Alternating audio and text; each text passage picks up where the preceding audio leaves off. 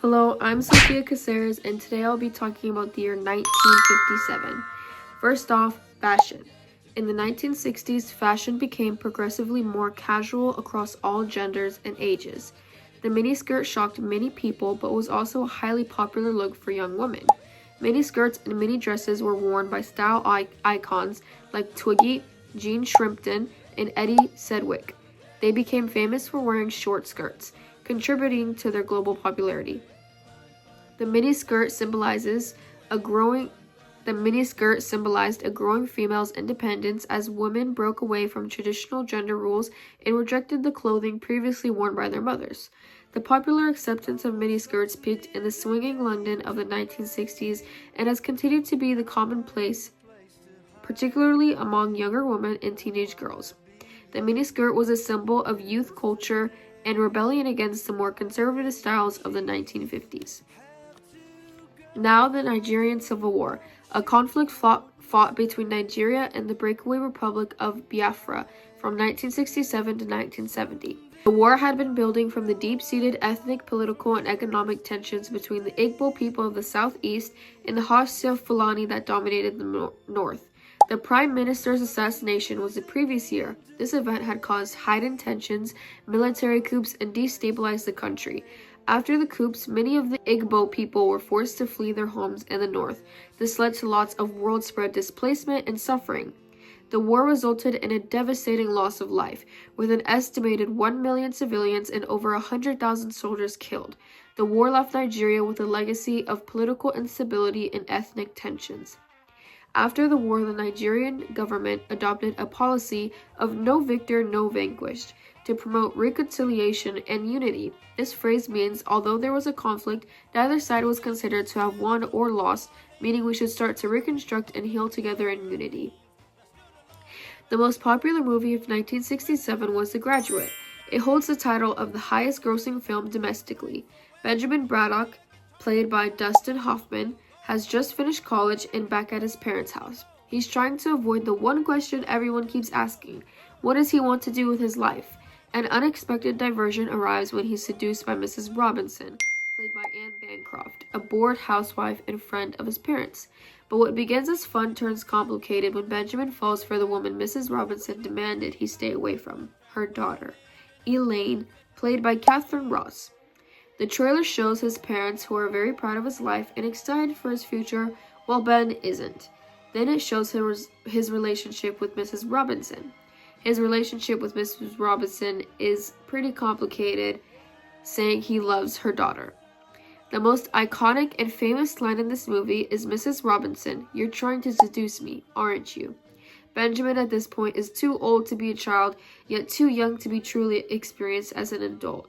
This movie kind of sends a message of there are consequences to your actions that kids may not realize, but once they've realized, they have matured. The Public Broadcasting Act of 1967 was signed into law by President Lyndon B. Johnson on November 7th.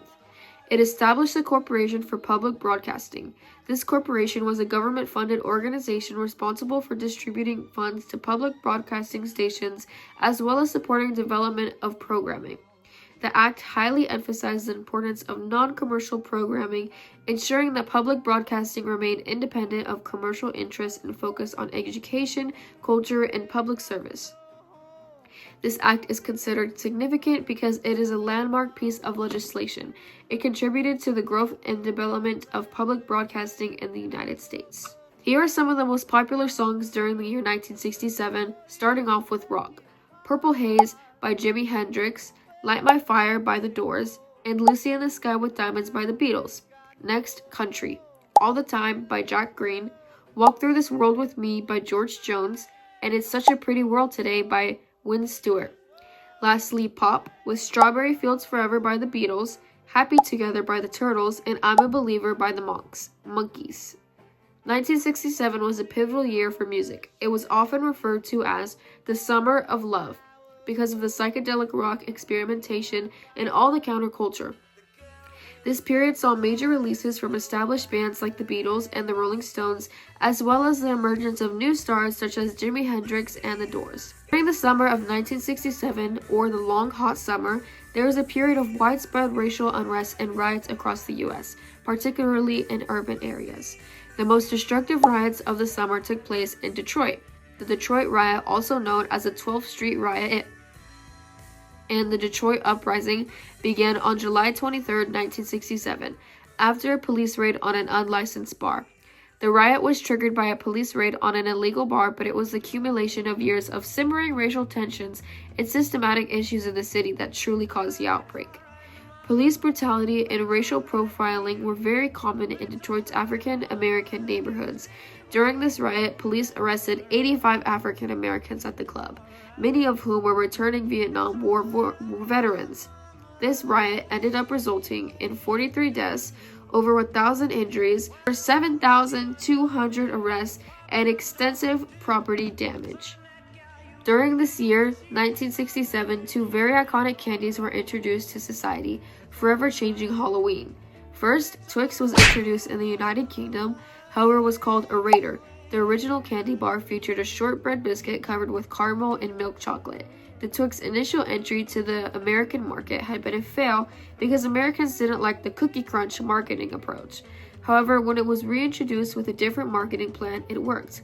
Years later, the candy's profit would eventually surpass $63 million in sales.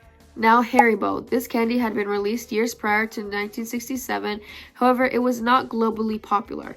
During this year, Haribo gummy bears were officially recognized as a registered trademark by the German Patent Office. This started a chain reaction. After this, it began being recognized in other areas like France, and soon it would come to the US. The name Haribo stands for Hans Riegel Bonn, the founder's name, and the city where the company was founded. They were also originally called the Dancing Bears. And that's all for the year 1965. Thank you so much for watching. Bye!